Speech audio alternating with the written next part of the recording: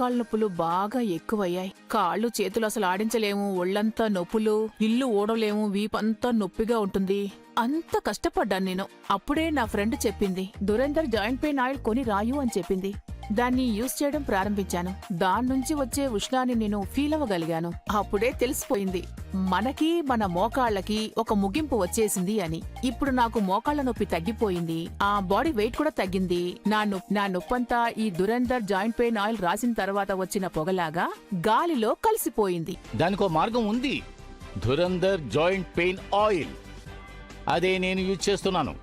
కొంచెం తీసుకుని నొప్పి ఉన్న చోట్లో కొద్దిగా జాయింట్ మీద రాస్తే చాలు. కాసేపు ఆగి చూస్తే చాలు, కొద్ది క్షణాల్లోనే అది లోపలికి వెళ్ళి పనిచేయడం మొదలు పెడుతుంది. నొప్పి పోతుంది.